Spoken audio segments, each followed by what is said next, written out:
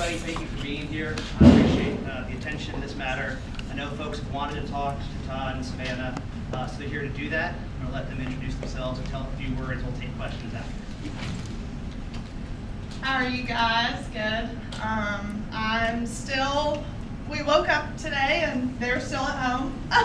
So it's honestly felt like such a dream to have them at home, and I'm just so grateful, obviously, to President Trump, the administration, Alice Johnson, just everyone within the pardons office. Alice obviously came on my podcast a year and a half ago, I think, before she ever even got the role. And what I respect about her is she's not in the art of giving favors. Neither is President Trump. And when she got the role, she looked into our case. They saw the injustices.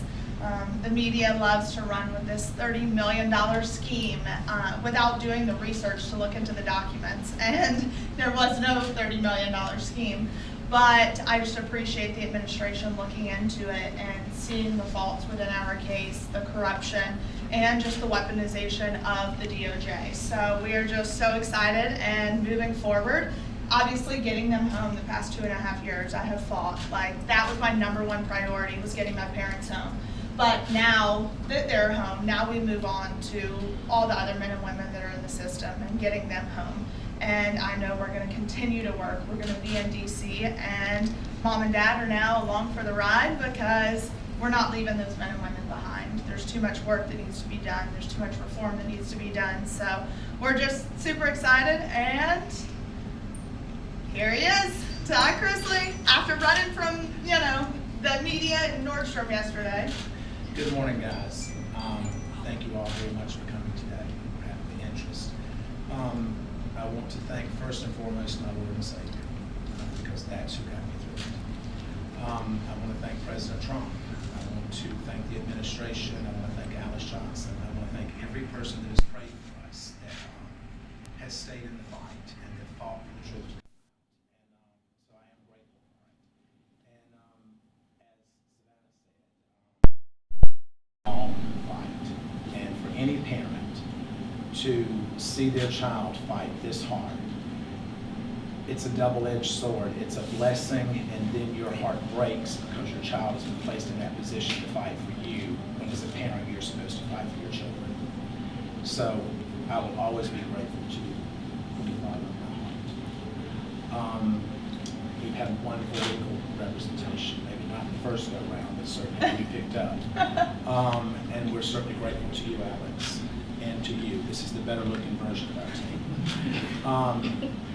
So, we're grateful for everything that has happened thus far, and as bad as this experience has been, there's also been a lot of blessings to come from it.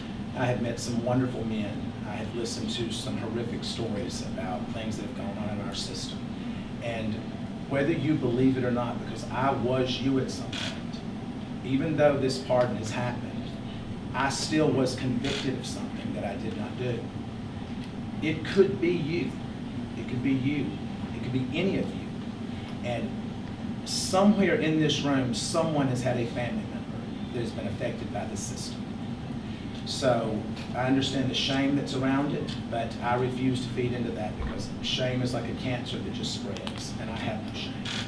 So I will continue to fight for all the guys that I dealt with and that I was blessed to be with at FPC Pensacola. I will continue to expose the injustices that go on there and throughout the department and throughout the Bureau of Prisons. I know that Julie, who is a wonderful, decent, God-fearing woman, and that I'm blessed to have been married to and been with for over 30 years now, an excellent mother. She's at home with Chloe right now, and Chloe will not let her go. So we're blessed to have our family back, and we're blessed to be coming back to television, because we do have a much bigger story to tell now than we ever have. So I thank each and every one of you. We're happy to open this up for some questions. I'll start here. Todd and Savannah, what was the reunion like first night, right? Todd, Julie, and family. And the second part of that is, Todd, the fans have been really talking about your physical transformation. I call it the VOP glow. And so what was the motivation behind that, and how are you going to continue that sort of fitness routine moving forward? Well, I'll actually have more access to better products now that I'm out. You know, I think that I had nothing to do other than to read and to work out. And so I worked out every morning at 10:45 until 12 with my buddies there, and I read, and my walk with Christ became deeper. And I talked to my daughter every day, to Chase, to Grayson, and I was able to email with Julie every day. And so I think that for me, I haven't had the same effects that so many people leaving the prison system have had. So I'm grateful for that. Or maybe it's just all the residual Botox that never wore off. What was the reunion like, though, first night? Yes, I think for me, obviously I went to pick up my dad. And when he walked out, it was just such an overwhelming feeling, because the last time I was there, I was dropping him off and watching him walk away. So I think watching him walk towards me, I was an absolute disaster. And we left there and it was amazing. And I FaceTimed my friend Margot, who works within the administration, and she goes, "Hold on a second." She was like, "I'm here with the president." And we got to FaceTime the president. And it was a full circle moment. I think that it was, you know, as Savannah said, she and Nick dropped me off there, and then he picked me up. It was, I don't even know that I felt like that it was real at that moment. And I woke up the first morning, and I was looking around, and I'm like, this is really real. I'm home. So I was grateful for our family to be all back in the same room, to be together, to share a meal together, to pray together, and to know that we're still in the fight together. Question second row. Mr. Chrisley, do you have any remorse for the actions that led to your convictions? And you must be seeing it. What? Do I have any remorse? I would have remorse if it was something that I did. Okay. Well, your wife did apologize last year in federal court. Well, let me explain to you how that works, if you don't mind. Yeah. You're placed in a position as a defendant to either bow down and kiss the ass of the Department of Justice and accept responsibility for things that you did not do in order to avoid a stronger sentence. And the corruption that went on in our case is going to continue to unfold, and Alex is going to continue to give each and every one of you the evidence that as it comes in. First row. Next question. You haven't seen your wife in so long. Hearing her voice, seeing her, what was that like? It was overwhelming. It was overwhelming. Julie and I have been together for over 30 years, and she is my best friend. We have raised our children together. The grandchild is now my legal daughter, and we've had all the ups and downs. You know, we've gone through breast cancer together. We've gone through multiple medical procedures with her, and it was great to be home. No matter where that is, as long as she's there, it's home. Got a question up here? Hey guys, well, welcome home, Todd. Thank you so You're much. welcome. I know this has been a big journey for you and for you, Savannah. What is one thing that happened behind the scenes that maybe you want the public to know and to understand? I think, you know, obviously the biggest misconception right now is that I either paid for a pardon or slept for a pardon, That's something or like, that's the biggest misconception right now. And if people knew the countless hours and the money and the time that I spent going to DC, literally with not a meeting scheduled, and I just got on a plane and went and said, I'm gonna be in the right room at the right time and meet the right people. I fought hard and I was exhausted, and I begged for meetings. There was nothing I was never too good to ask. And that's the thing, is people think, oh, you're a celebrity, you're white, you have money. That we got an upper hand, and we didn't. I had to fight, and I was relentless, and that's how it happened. Finally, people listened. So for me, that would be something that people just don't quite understand. I think for me, watching it all unfold and listening to what she said was coming up next, and just being consumed with pride, while at the same time knowing that this is a long shot, because so many people are told no. And being in the prison system, anyone that says that it's a fair shake, it's not. because I dealt with young African-American males in the prison that I was in that were not treated the same. They were denied programming. They were denied access to certain things. I was not denied that, but we know why I wasn't denied that. And so I think that is a much bigger picture that we all as a society as a whole need to look at, that we are one. And whether you're Republican, Democrat, or whatever, at the end of the day, when you're in that hospital, you don't care if it's a Democrat treating you or a Republican. Now, some of you may, but I want whoever's going to be the best person to do that. We have here and there. Thank you. So there's no telling how many times Savannah's Instagram was refreshed yesterday with everyone looking for that glimpse of getting to see Todd. And then the first time we see you live on Instagram is in Nordstrom shopping. Can you talk about that? And then, were you hesitant at all for that to be the first glimpse of you shopping at Well, Nordstrom? we thought through our security detail that we had beaten that and that we were good to go. And what we did not realize is that there was multiple outlets that were following us, but we had interference with the security team. And I don't know why it's that exciting to go watch me buy underwear. I mean, it's just not. But we went in to grab a few things because of what I have an event to go to tomorrow. And then we look up and there's people in Nordstrom's coming and said, you need to understand that the press is here, the press is here. And so I'm like, they're just wanting this one first picture. And so I said, go live with it. I said, and that stops them. And so that's what we did. Are we Did it go work? front? It did. We Hey. go down the front and in the back, but What do you have to say to the people who say you were only pardoned because of your status? I understand it. I understand it. That's not something that you can look at and say, well, that had nothing to do with it. I don't know if it did or if it didn't, because I wasn't involved in the process. But what I can tell you is that I believe in our President of the United States, and I believe in his commitment. When he created the First Step Act, that was to help incarcerated individuals. It was not adhered to by the Department of Justice. And the entire time during the Biden administration, it was not adhered to. So to hear him say that it is now going to be adhered to and Pam Bondi is going to make sure of that, literally since Pam Bondi has stepped in, now the Bureau of Prisons have been given a directive through a new director who I have such a huge amount of faith in, William Marshall, that he is going to make sure that the First Step Act is implemented, that these men and women are going to get the credit that they're supposed to be getting. They're going to get the training and the education that they're promised, and they're going to be given a right to go back to their families in a speedier way. So I do understand that, and if that's the case, I don't know how to address the fact that if it is the case, but I'm grateful to God for whatever reason it was that we were able to obtain. far end first.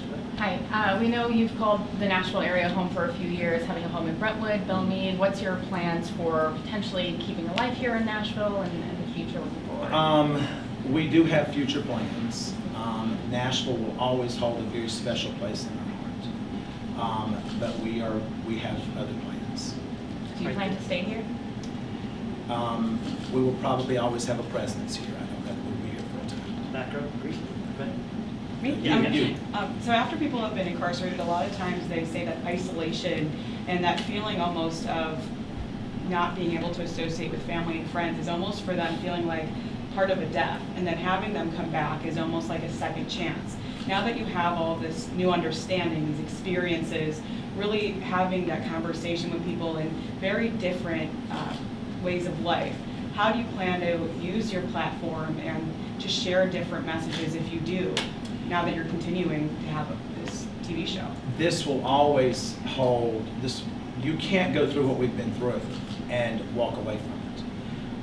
I'm fortunate, so is Julie, that we never lost contact with our children. Julie and I emailed 10 times a day. And I think it's also important to understand that I was at a camp.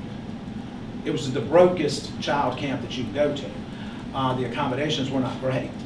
But it, needless to say, was a camp. It was a former military base. So we had free access to walk, and we had a track and a weight pile, and we had things that we could do. But there are men there that after, I think statistically, after the first 2 years, people lose contact with their loved ones. And that, I can't even imagine how that must feel, but at the same time, I think that we at this point, God has said, when you know better, you do better. And it's our job at this point to expose all of that and to try to make those men and women's lives better if we can. And that's what I plan to do. So let's take a step back and take a look forward. First of all, what were both of your first reactions to the part where you just shocked? And looking forward, tell us, your return to television, this docuseries. Can you tease what it will be like in nature, what the focus will be? Tell us about that. I mean, when I got the call, like I said, I was walking into the grocery store and I stopped in the parking lot. I was like, what do I do? I was like, okay, go back to my car. And so I sat in my car and had that phone conversation that's online with President Trump. And I was in such shock. I really didn't know what to say. I started crying. Grayson was with me and we're like, oh my God, it's happening, it's happening. And I really don't even remember driving home. Like, I was in such shock. And I then was able to talk to my parents and tell them what had happened, but it had already kind of spread like wildfire because President Trump's team posted the video and tagged it Trump Knows Best, which, I love. But it spread like wildfire, and when they called, they're like, is this really real? Oh my, like, it was so hard to believe that it was actually happening. I had a staff member that came to me and said, you've just been pardoned. And I just looked at him and he says, no, really, you've been pardoned, it's in the news. And so I walked up to call her and she said, it's true, it's true. So I remember walking back from the phone and just feeling numb, not really knowing. And then after about 10 minutes, all I could think about was the guys that I was leaving behind because I had made such wonderful relationships with those men. And when I left that day, there was only 317 men at our camp, but they were lined up shouting when I was walking out. And they were saying, don't leave it, don't forget us, don't forget us. And my commitment is to them that I will never forget. And how about the docuseries? So we had been filming, and we had just wrapped filming for all intents and purposes, and then we get the call that they had been pardoned, so we picked right back up, and we're excited because I think this new show is going to give, first off, it's going to give people a look into the trial and things that we went through, and we're going to set the record straight, put some documents out there. Alex is on there, but it comes full circle because we go back and then we get to the point where mom and dad are pardoned and now we move forward with our lives. And I know for me personally, now I get to be a normal 27-year-old, almost 28. And so my goal, it's like we were talking last night, it's like I'm traveling to 30 countries by the time I turn 30. But going to DC is gonna be, I will be there a lot more because now I hope to work with the Federal Bureau of Prisons and Billy Marshall and help them expose the corruption because he has vowed to hold people accountable if there has been abuse and corruption to occur. So I'm extremely excited for that and to work with some organizations, put bills in front of Congress, especially for women who are incarcerated. So that's kind of our goal. And then obviously they've already got all the offers rolling in, so it's gonna make life so much easier. You'll see him on quite a few different shows, I have a feeling, so. One more question, and then I think we're... Can Todd confirm that you will be a part now of the second portion of the series? We are. Right. Yep. We started filming literally the night that we got home. As soon as we got home. So I think with this new series, you will see the first time he and mom see each other for the first time. Last question. So I understand you're saying they were wrongfully convicted and that information will come out, but my question is, so, it was under the first Trump administration when the investigation happened and the charges, so how can it be political? Well, if you will look at the individuals that prosecuted this case and that lied to the courts, and that these prosecutors are no longer with the U.S. Attorney's Office. Tommy Krepp left and is now at the FDIC. Annalise Peters, she is now with Meta. You don't go to Meta and give up a career as a prosecutor. That's not what you do. You don't go to the graveyard of the FDIC when you're trying to build a career as a defense attorney. So I also think it's very important to note that it took 7 years to issue a formal indictment. Exactly. So the investigation was going on for almost a decade. And when you look at it, our judge was the youngest African-American female appointed by Obama. So she allowed so many things to come into trial with the Fourth Amendment violations and magistrate judge ruled that all the evidence must be thrown out because it was obtained illegally. So we don't know if stuff was planted. Mark Braddock was involved. He got full immunity from the government. So the whole trial was just messy and tainted. And when the magistrate judge ruled the evidence was not allowed in, the Obama-appointed judge said, nope, I don't care. We're allowing it all in. And with an email that said, we need to catch a big fish. And the response was, well, Todd Chrisley is the biggest fish in Atlanta right now. And I think it's also important to note that the Office of Inspector General ruled in our favor in their documents, that in their investigation, that stated, we agree that the Chrisleys were unfairly targeted. We substantiate Due to their celebrity status. Yes, we substantiate the Chrisleys' claims that they were unfairly targeted. So at the end of the day, I will sit and say, as his daughter, I believe in law and order. If I believe that my parents did exactly what they were accused of doing, then yes, you have a consequence for it. Do I think the consequence should have been 12 years? No, I do not. That's not even a fair sentence if it was true. But I know in my heart of hearts it was not true. I caught these prosecutors in so much misconduct, speaking to the judge, having ex parte communications. And this is in writing. It is in writing. Alex exposed the emails. So I think at the end of the day, if you want a conviction, then have a clean conviction. And to go back to your question about it being a Trump administration, it was a Biden administration that the OIG issued the report under that said that we were targeted. Thank you. All right, guys. Thank you all very much. Awesome. Thank you. Y'all have a wonderful day. God bless. Thank you.